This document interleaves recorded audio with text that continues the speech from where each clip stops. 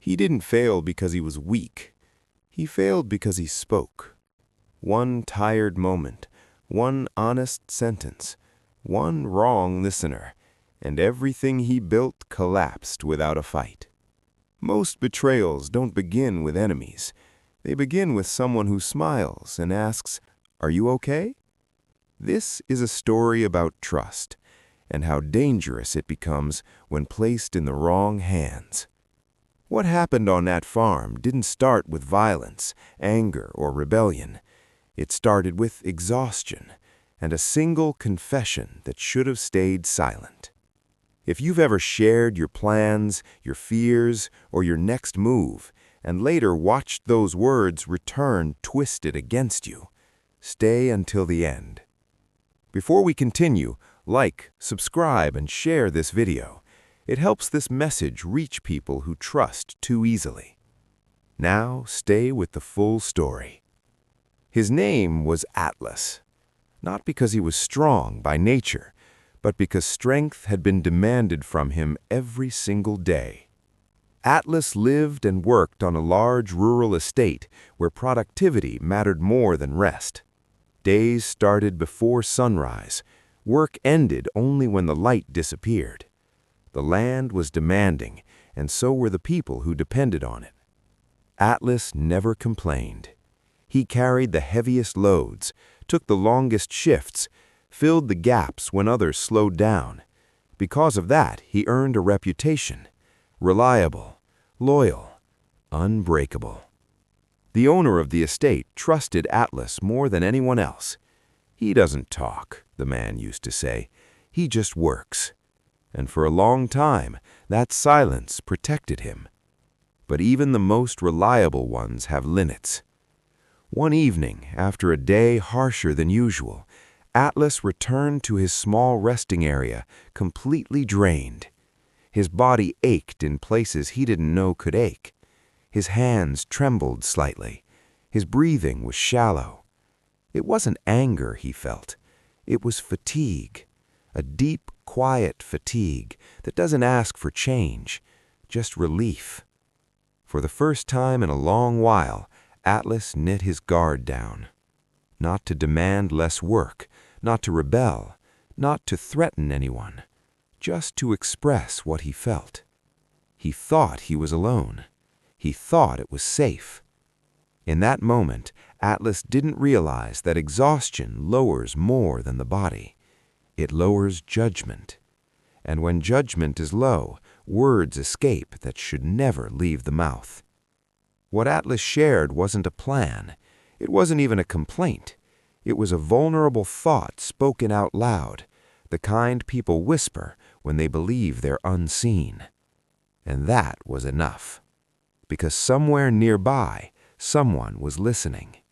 Someone who didn't carry weight, didn't take responsibility, didn't work as hard, but loved information.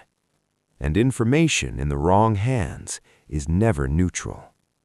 Atlas believed he was speaking to the night. He was actually speaking to a future he couldn't see coming. The listener didn't interrupt, didn't challenge him, didn't warn him. They listened quietly, the most dangerous kind of listening. Atlas spoke slowly, his voice low, shaped by exhaustion rather than intention. "I just need one lighter day," he murmured, "one day to recover. Then I'll be fine again." That was it. No threats, no insults, no plans to leave. Just a sentence born from fatigue. But words don't stay the same once they leave the mouth. They travel, and as they travel, they change shape. By morning, that sentence had already been retold once. "He's tired" became "he's unhappy." Unhappy became "he doesn't want to work." And that became "he's thinking of leaving." Each retelling added fear. Each listener added interpretation. Each version moved further away from the truth.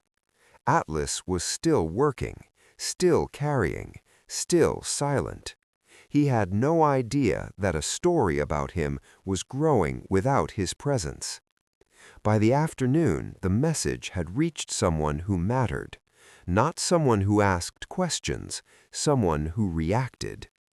Power doesn't investigate carefully when pride is involved. To the owner of the estate, the story sounded like betrayal, not because Atlas had done anything wrong, but because expectations had been placed on him without his consent. The man felt wounded. How dare he thought, after everything I've given him? But no one asked Atlas what he meant. No one checked the source. Words once released no longer belong to the speaker.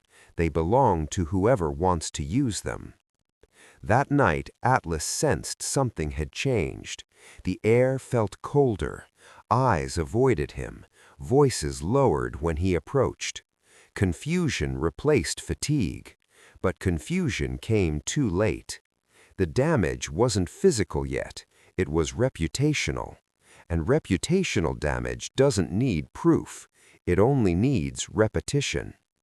Atlas had learned the hardest lesson in the quietest way. You don't lose trust by doing something wrong. Sometimes you lose it by saying too much to the wrong person. The mistake Atlas made wasn't speaking. It was choosing the wrong place to speak. There is a rule few people learn until it's too late. Your plans, your fatigue, and your next move should never be public property. Not everyone who listens wants to understand. Some listen to collect. Others listen to reshape. Some listen only to gain leverage. Silence isn't weakness, it's protection. Atlas believed honesty would earn understanding. He believed effort had bought him safety. But effort doesn't protect you from interpretation. Only discretion does. The truth is uncomfortable. Most people don't hear what you say. They hear what confirms their fears, envies, or ambitions. Atlas didn't announce a plan to leave, but someone else announced it for him.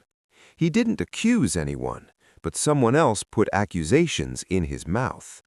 Once the story left his control, it stopped being about facts. It became about power.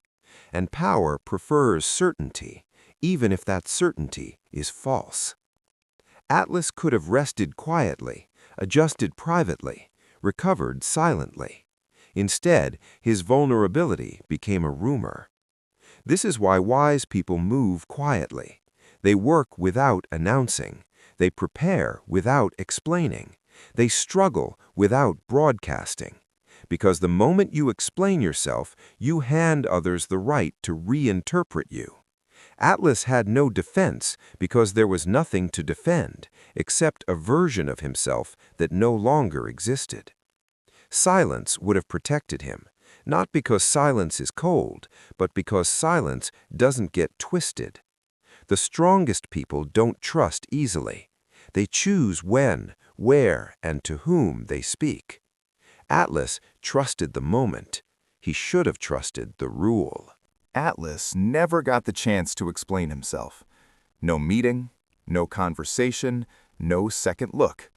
Decisions were made about him in rooms he never entered, based on words he never said. That's how fast trust collapses when it's built on noise instead of truth. By the next morning, the tone had changed completely. Orders were shorter, faces were colder.